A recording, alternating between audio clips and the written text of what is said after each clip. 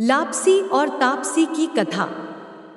राधे राधे प्रिय श्रोताओं, हिंदू धर्म में कथाओं का काफी महत्व है। अलग अलग धार्मिक अवसर पर अलग अलग कथाएं कही जाती हैं, जिसमें पर्व के कारणों से लेकर उसके महत्व व उसमें छिपे संदेशों के बारे में बताया जाता है। ऐसी ही एक लोक कथा लपसी व तपसी की भी है, जिसे खास तौर पर कार्तिक महीने में पढ़ने, कहने व सुनने का विधान है। कार्तिक स्नान के समय यह कथा सुनते हैं। आज हम आपको वही कथा बताने जा रहे हैं। प्रिय श्रोताओं, यह उन दो दोस्तों की कहानी है जो आपस में बहस करते थे कि उन दोनों में से कौन बड़ा है। फिर नारद जी आकर यह फैसला करते हैं और सच्ची भक्ति का असली मतलब समझाते हैं। यह कहानी कार्तिक मास में सुनी और कही जाती है। माना जाता है कि लापसी और तापसी को हर व्रत और कथा के बाद सुनी जाती है, क्योंकि ऐसा करने से ही हमें तपस्या का असली फल मिलता है।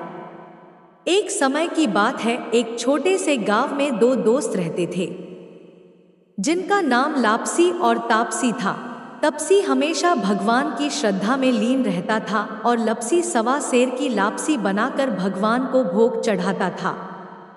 एक दिन दोनों इस बात के लिए बहस करने लगते हैं कि दोनों में से कौन बड़ा है। तपसी बोलता है, मैं रोज भगवान की पूजा करता हूँ, इसलिए मैं बड़ा हूँ। उधर लपसी कहता है कि मैं रोज भगवान को भोग लगाता हूँ, इसलिए मैं बड़ा हूँ। उसी वक्त नारद जी वहां से गुजर रहे थे। उन्होंने देखा कि लपसी और तपसी दोनों किसी चीज को लेकर बहस कर रहे हैं। उन्होंने उन दोनों से पूछा कि तुम दोनों क्यों लड़ रहे हो। उन दोनों ने अपने अपने बड़े होने का कारण बताया। फिर नारद जी बोले कि इस बात का फैसला मैं कर सकता हूं कि कौन बड़ा है। अगले दिन वह दोनों नहा धोकर अपने अपने काम में लग गए।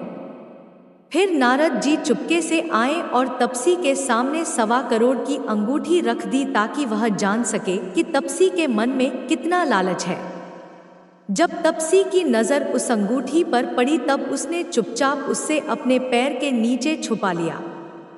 फिर नारद जी ने लपसी के सामने अंगूठी रखी। अंगूठी पाकर उसने सोचा कि यह अंगूठी तो बहुत महंगी लग रही है। यह जिस किसी की होगी वह बहुत परेशान होगा। फिर वह बाहर जाकर उसके असली मालिक को खोजने लगता है, लेकिन वह नहीं मिलता। तो लपसी ने उस अंगूठी को अपने गांव के मुखिया को दे दिया, क्योंकि वह नहीं चाहता था कि किसी दूसरे की अंगूठी को वह अपने पास रखे। उसने मुखिया जी से कहा कि यह जिस किसी की भी अंगूठी है, आप उसे वापस कर देना। फिर लापसी उस जगह पर जाता है जहां पर तपसी अपनी तपस्या कर रहा होता है। फिर वहां पर नारद जी प्रकट होते हैं। जब नारद जी उन दोनों के पास आते हैं, फिर वो दोनों उनसे पूछने लगे कि हम दोनों में से कौन बड़ा। नारद जी ने कहा कि तुम दोनों में से लापसी सबसे बड़ा है। तापसी ने इस चीज का कारण पूछा। तब उन्होंने तपसी से खड़े होने को कहा। जब वह खड़ा हुआ तब उसकी अंगूठी दिख गई जो उसने अपने नीचे छुपाई होती है। उसकी चोरी पकड़ी जाती है। तब नारद जी ने तपसी से कहा, तुम इतनी तपस्या करते हो फिर भी तुम्हारा मन साफ नहीं है और इसलिए तुम्हें कोई फल नहीं मिलता है। नारद जी ने तपसी से कहा, सच्चा भक्त होना यह नहीं होता कि हम दिन भर तपस्या में लीन रहें, बल्कि हमारा मन सच्चा भी होना चाहिए, तभी हम एक सच्चे भक्त कहलाएंगे। तपसी अपने किए पर शर्मिंदा हो गया और उसको समझ में आ गया कि उसने कितनी बड़ी गलती की है। उसने नारद जी के सामने हाथ जोड़कर पूछा कि मुझे अपनी तपस्या का फल कैसे मिलेगा और मेरा पाप कैसे उतरेगा। तब नारद जी बोले कि जब कार्तिक मास में स्त्रियां कार्तिक नहाएंगी, तब वे अपना पुण्य तुम्हें देंगी, और साथ ही साथ यदि कोई धोती के साथ गमछा नहीं देगा तो वह फल तुम्हें मिलेगा। यदि कोई साड़ी देकर ब्लाउज नहीं देगा तो वह फल तुम्हें मिलेगा। यदि कोई अंगना लिपकर दहली नहीं लिपेगा तो वह फल तुम्हें मिलेगा। यदि कोई सीधा देखकर दक्षिणा नहीं देगा तो वह फल तुम्हें मिलेगा। यदि कोई ब्राह्मण जिमाकर दक्षिणा नहीं देगा तो वह फल तुम्हें मिलेगा। यदि कोई जूता देकर तेल नहीं देगा तो वह फल तुम्हें मिलेगा। यदि कोई सारी कहानियां सुने लेकिन तुम्हारी कहानी नहीं सुने तो वह फल तुम्हें मिलेगा। फिर उसी दिन से हर व्रत और कथा के बाद तपसी और लपसी की कहानी कही और सुनी जाती है। प्रिय श्रोताओं, सच्ची भक्ति केवल भगवान की तपस्या करने से नहीं होती है, बल्कि मन और इरादों की पवित्रता से होती है। लपसी और तपसी की कहानी हमें सिखाती है कि इंसान चाहे कितनी भी भगवान की पूजा या तपस्या कर ले, लेकिन उसका फल तभी मिलेगा जब वह मन का सच्चा होगा। जहाँ तपसी अपनी पूजा अर्चना के कारण पवित्र दिखाई दिया, लेकिन से वह लालची निकला, वहीं दूसरी ओर लपसी के विनम्र और ईमानदार कार्यों ने उसके भगवान के प्रति सच्ची भक्ति को दिखाया। कहानी हमें याद दिलाती है कि तपस्या के असली फल के लिए एक साफ, सच्चा और निस्वार्थ मन आवश्यक है। हे कार्तिक महाराज, जैसे तपसी का मार्गदर्शन किया और उसे सच्ची भक्ति दी, वैसे ही इस कहानी को कहते सुनते और हुंकारा भरते सबको देना। बोलो लपसी पसी की जय। कार्तिक स्नान बुढ़िया माई की कहानी। प्रिय श्रोताओं, एक बुढ़िया माई थी जो चातुर्मास में पुष्कर स्नान किया करती थी। उसके एक बेटा और बहू थे।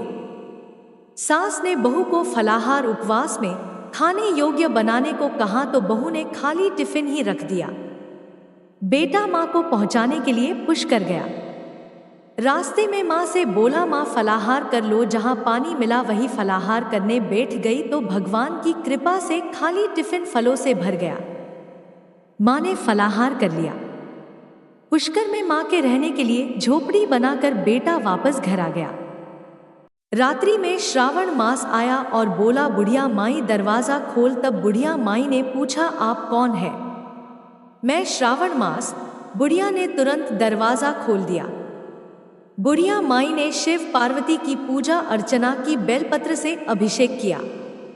जाते समय श्रावण मास ने बुढ़िया माई को आशीर्वाद दिया और झोपड़ी की एक दीवार सोने की हो गई।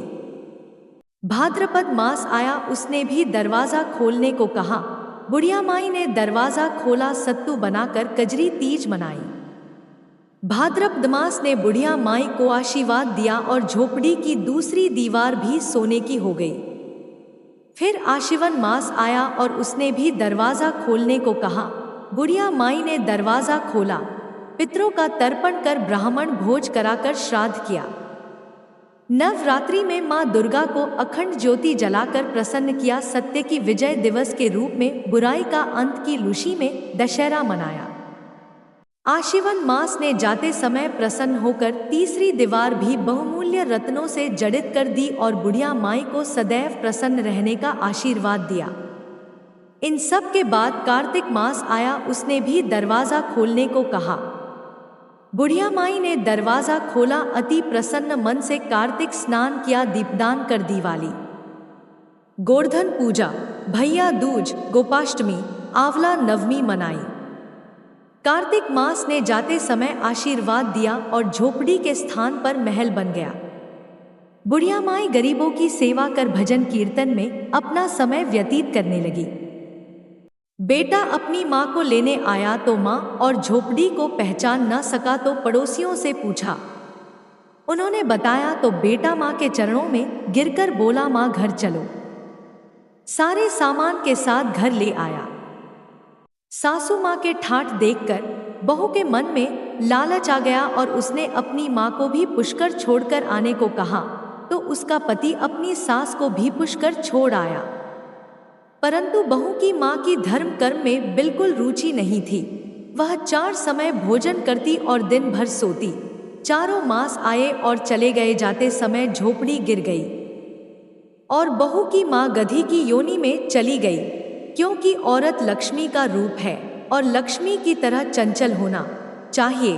भगवान की पूजा और अतिथि का सम्मान और दान पुण्य करना चाहिए। बहू ने कहा, अब माँ को ले आवो। जब जवाई सास को लेने गया तो कहीं ना मिली। लोगों से पूछने पर लोगों ने बताया कि तेरी सास धर्म कर्म कुछ न करती थी, खाती थी और सोती थी, जिससे वह गधी योनि में चली गई। जवाई ने गधी योनि सास को बांध कर घर ले आया। उसकी पत्नी ने पूछा, मेरी माँ कहाँ है? तब पति ने कहा, तेरे लालच की वजह से तेरी माँ गधी योनि में आ गई।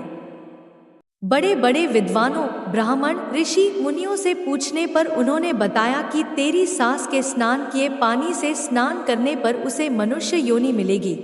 तब बहू ने ऐसा ही किया और उसकी माँ पुनः मनुष्य योनि में आ गई। हे राधा, दामोदर भगवान जैसा बुढ़िया माई को दिया वैसा सबको देना कहता न, सुनता न, पुकारा भरता न, म्हारा सारा परिवार न। प्रिय श्रोताओं, कहानी पसंद आई हो तो प्लीज़ वीडियो को लाइक, चैनल को सब्सक्राइब करिए। धन्यवाद।